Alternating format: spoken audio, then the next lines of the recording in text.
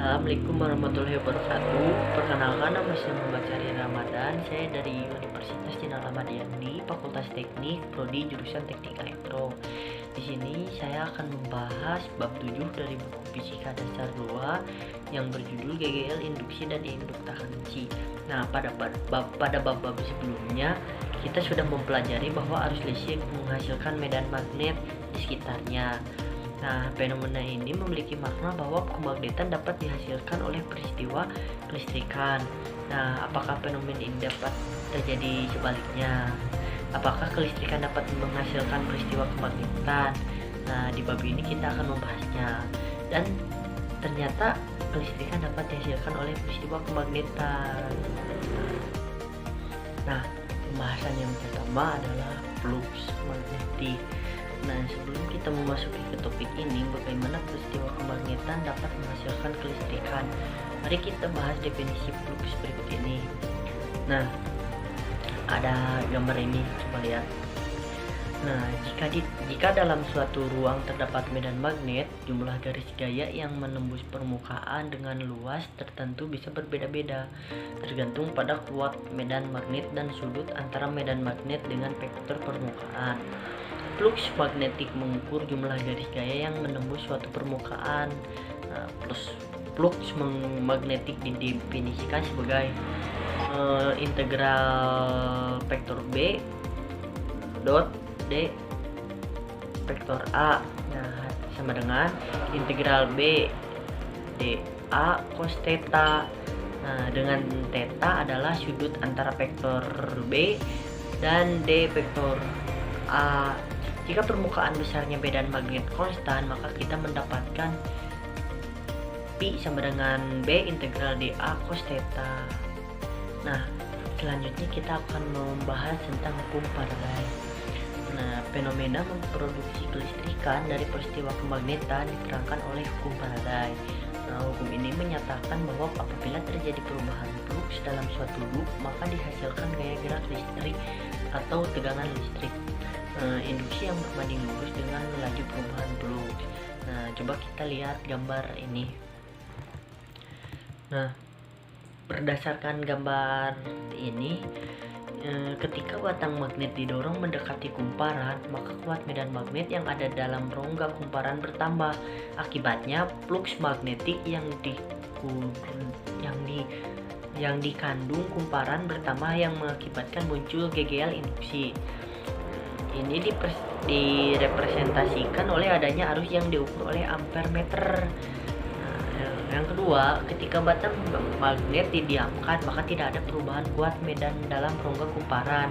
Akibatnya, flux magnetik yang dikandung kumparan tidak berubah, sehingga tidak ada GGL induksi yang muncul, tidak ada arus yang diukur ampere meter. Yang ketiga, ketika batang magnet ditarik keluar dari kumparan, maka kuat medan magnet yang ada dalam rongga kumparan berkurang.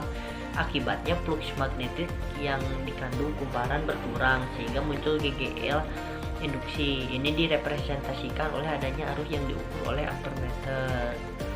Nah, secara matematik hukum tersebut dapat ditulis sigma sama dengan min n dpi per dt. Nah, dengan sigma sama dengan gaya gerak listrik atau GGL induksi, dan N adalah jumlah lilitan kumparan. Nah, tampak dari persamaan tersebut, besarnya GGL yang dihasilkan bergantung pada berapa cepat perubahan flux berlangsung, bukan bergantung pada nilai flux saat itu. Juga makin banyak lilitan pada kumparan, makin besar GGL induksi yang dihasilkan. Nah, selanjutnya membahas contoh aplikasi hukum Faraday. Nah, supaya lebih paham dengan hukum Faraday, mari kita lihat beberapa contoh aplikasi berikut ini.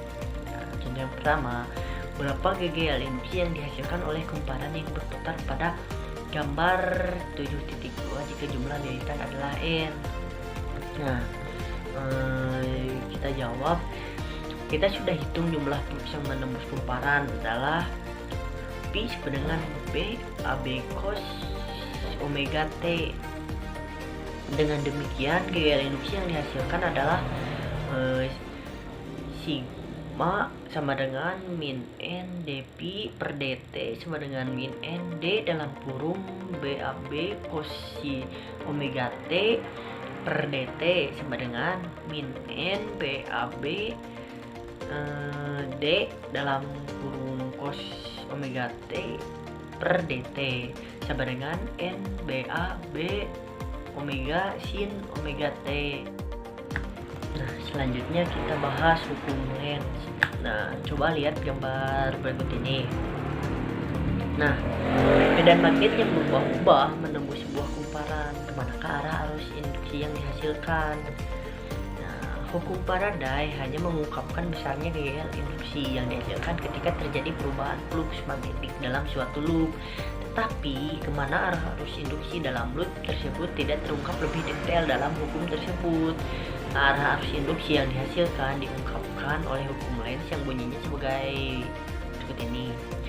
Nah, arah arus induksi dalam suatu kumparan adalah sedemikian rupa sehingga medan magnet yang dihasilkan arus tersebut melawan perubahan fluks penyebabnya. Apa makna pernyataan hukum ini? Pertama, jika fluks menyebabkan GGL makin lama makin besar, maka arus induksi yang sedemikian rupa sehingga medan magnet yang dihasilkan memperkecil fluks tersebut. Nah, ini hanya mungkin jika arah medan yang dihasilkan arus induksi berlawanan dengan arah medan yang diterapkan pada loop. Nah, jika fluks yang menyebabkan GGL makin lama makin kecil, maka arah arus induksi harus merubah sehingga medan magnet yang dihasilkan memperbesar fluks tersebut. Ini hanya mungkin jika arah medan magnet yang dihasilkan arah arus induksi searah dengan arah medan yang diterapkan pada loop. Nah, selanjutnya kita bahas tentang dinamo. Kita sering menjumpai dinamo pada sepeda. Dinamo digunakan untuk mengubah energi gerak menjadi energi listrik. Pada sepeda, energi listrik yang digunakan untuk menyalakan lampu sepeda, dinamo terdiri dari sebuah kumparan yang bergerak dalam magnet tetap. Nah, di mana di bagian luar dinamo ada bagian yang dapat disentuhkan atau dilepaskan dari roda sepeda. Nah, bagian tersebut berhubungan dengan kumparan di dalam dinamo. Ketika bagian ini disentuhkan ke roda sepeda, maka bagian tersebut akan berputar mengikuti putaran roda sepeda sehingga kumparan di dalam dinamo berputar. Akibatnya, fluks yang digandung kumparan berubah-ubah. Perubahan fluks tersebut menghasilkan gaya induksi yang pada akhirnya mengalirkan arus ke lampu dan lampu akhirnya menyala. Dan di siang hari kita melepaskan dinamo tersebut dengan roda sepeda sehingga lampu tersebut pada siang hari tidak menyala. Nah, untuk kerja prinsip dinamo, lihat gambar tersebut ini. Nah, pada gambar ini kumparan XYWX dapat berputar dalam badan magnet tetap. Panjang sisi-sisi kumparan adalah A dan B. Akibat perputaran, maka luas penampang kumparan yang tegak lurus badan magnet berubah-ubah sehingga terjadi perubahan fluks yang dikandung kumparan tersebut. Nah, luas kumparan adalah A sama dengan AB.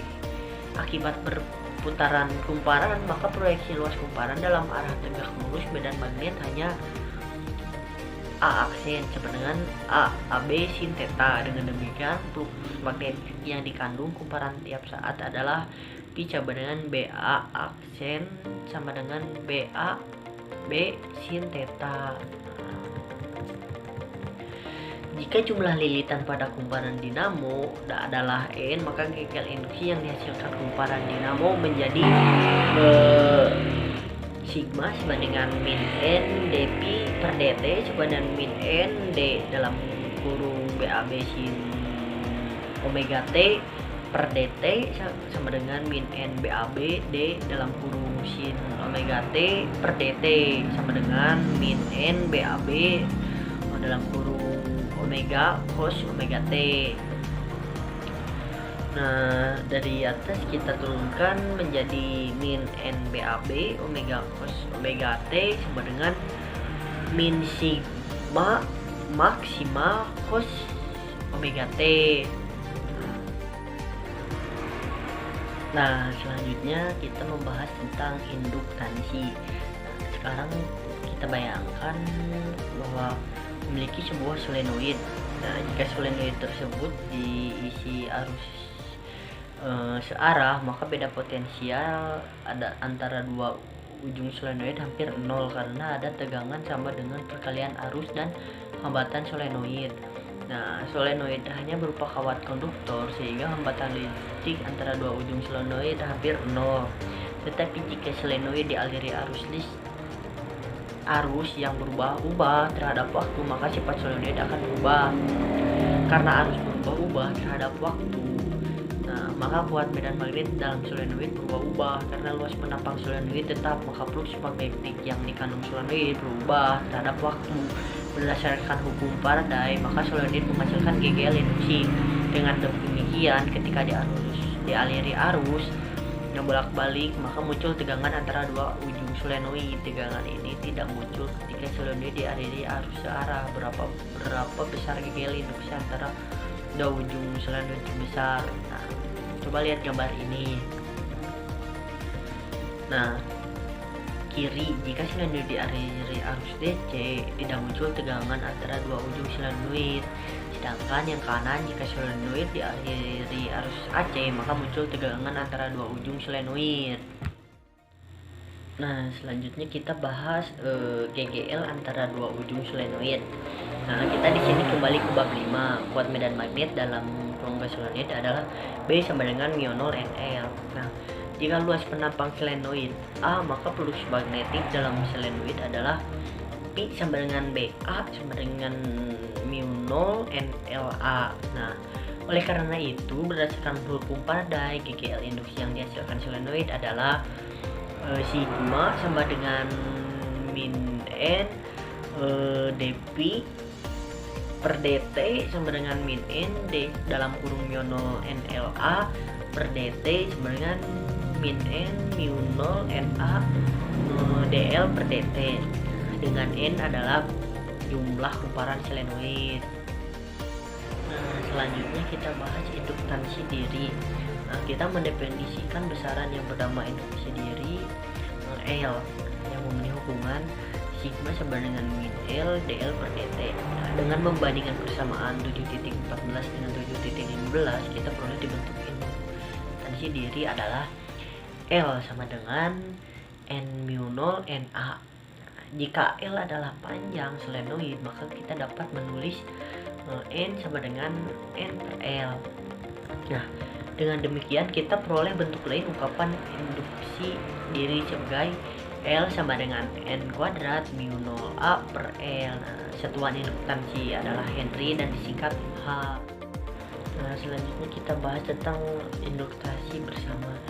Nah, di samping induktasi diri, kita juga mendefinisikan induktansi bersama. Induktasi bersama memerlukan kehadiran dua solenoid atau lebih. Nah, induktasi bersama memperhitungkan efek satu solenoid terhadap solenoid lainnya. Misalnya kita memiliki dua solenoid yang didekatkan. Nah, supaya contohnya seperti gambar berikut ini. Nah, solenoid pertama dialiri arus I yang berubah-ubah terhadap waktu. Akibatnya medan magnet yang dihasilkan solenoid tersebut berubah-ubah.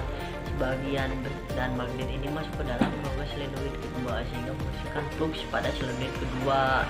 Misal, medan magnet yang dihasilkan solenoid pertama adalah B1.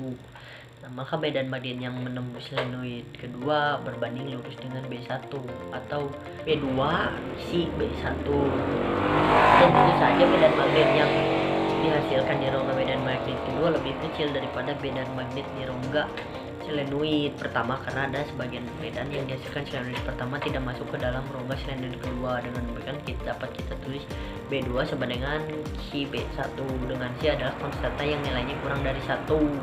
Jika luas penampang solenoid kedua adalah A2, maka flux magnetik pada solenoid kedua adalah P2 sama dengan B2 A2 sama dengan si B1 A2. Selanjutnya kita memperbesar induktansi. Dan jika hanya ruang kosong dalam rongga solenoid, maka induktansi yang dimiliki solenoid tersebut sangat kecil. Untuk memperbesar induktansi suatu solenoid, kita masukkan bahan magnetik ke dalam rongga solenoid tersebut. Hal ini serupa dengan memasukkan bahan dielektrik antara dua plat kapasitor dengan maksud memperbesar kapasitansi. Medan magnet yang mula-mula B saat solenoid kosong berubah menjadi B aksen sama dengan mu B. Nah, ketika di dalam rongga solenoid dimasukkan bahan magnetik dengan permeabilitas mu, dengan demikian flux magnetik dalam solenoid ketika solenoid tersebut dialiri arus adalah Pi sama dengan mu 0 N1A. Gel induksi yang dihasilkan arus adalah sigma sama dengan min N dV per dt sama dengan min N mu 0 Na dN per dt. Mungkin sekian dari saya, mohon maaf jika ada kesalahan dikarenakan saya masih tahap pembelajaran. Wassalamualaikum warahmatullahi wabarakatuh.